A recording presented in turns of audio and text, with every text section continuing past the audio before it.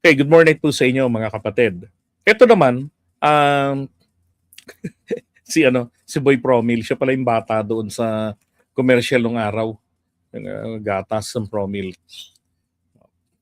Sabi niya 'di ba kasi yung kanyang dokumento tuloy sinasabi na may mga discrepancy. Katulad na lang nandoon si Manny Pacquiao, nandoon si PD Barsaga na namatay ng April 2024, nandoon si Boyeng Rimulya na 2022 pa lamang hindi man lamang nakaapak sa House of Representatives bilang congressman sa kanyang bagong pagkapanalo dahil naging DOJ secretary na agad siya. Day 1 pa lang ng Marcos admin.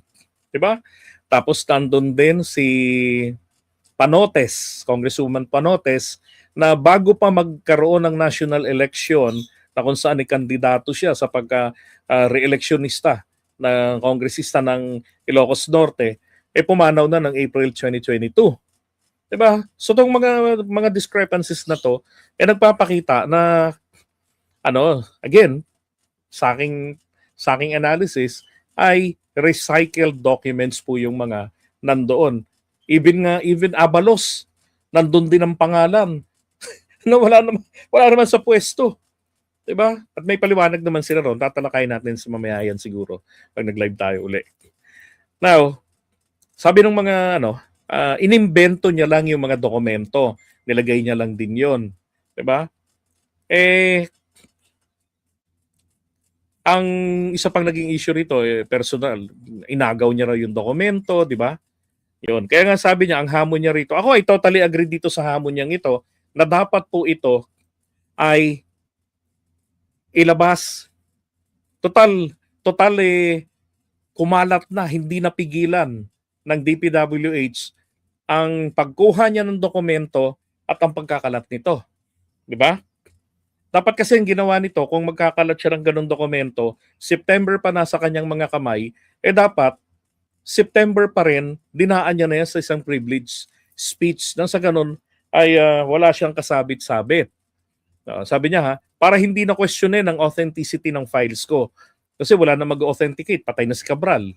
'Di ba? Bakit hindi na lang isa publiko ng DPWH ang kopya nila in the interest of transparency? Kasi marami naman daw nakakuha ng kopya.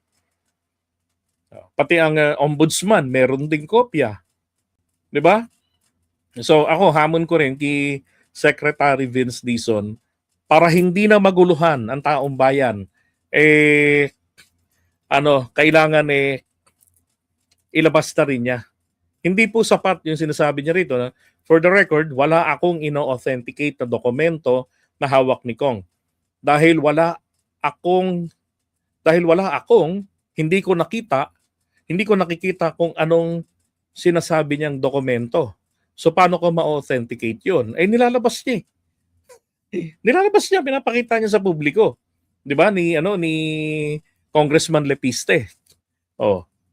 Imposibleng hindi tinitignan ni Vince Dizon 'yon, I doubt. Pero pa, nagpilit siyang, dito mali naman dito si Congressman Lepiste. Nagpilit siyang kumuha ng mga files at ginamit pa niya yung computer ng isang staff. So, ibig sabihin ito, mga kababayan, meron po tayong pwedeng magamit dyan bilang isa sa mga state witness. Yung mga staff ni Jose Cabral. Imagine yung computer niya, may laman ng files na yan.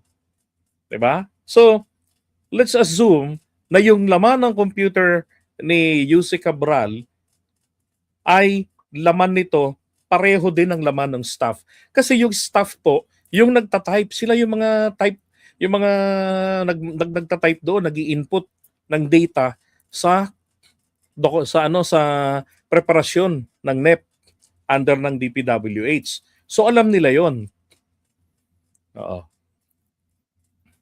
Lahat ng kinukwento sa akin ni Jose Cabral nung nangyari at pinilit niyang mag-save ng mga files sa kanyang flash drive galing doon sa computer ng isang staff. Yun ang nangyari noong September. Okay. So, nagpapatunay ito na yung dokumento nakakuha galing po sa DPWH mismo sa pamamagitan ng isang computer ng staff ni Cabral. And then, Was he throwing his weight around? Parang pinipilit niya yung mga staff? Yes, that was the impression I got. Okay, regardless na pinilit niya yung mga yon, since kumalat na yung dokumento na to, may mga discrepancy. In the spirit, okay, in the spirit of a clarification or clarity sa court of public opinion, dapat po ay ilatag na din ni Vince Dizon ang mga kopya nila. And then, kung alin po yung ilalatag niya, then that is official. Kasi yun po mismo ay dokumento ng DPWH. Ngayon, kung merong discrepancy doon sa dokumento na nagagaling kay Congressman Leviste, problema na nila yon, 'di ba? At least nalaman natin ano ba yung nasa DPWH. Bakit? Yan din naman yung kopya na napunta roon sa ombudsman at may iba pa raw na nakakuha rin ng kopya na yan. Oh, 'di ba? Dapat ganoon. Maging maging malinaw na. Kasi kawawa taong bayan, nag-iisip tuloy, nagugulumihanan. Oh, idagdag mo pa diyan yung mga taga Batis ng Kamangmangan. 'Di ba?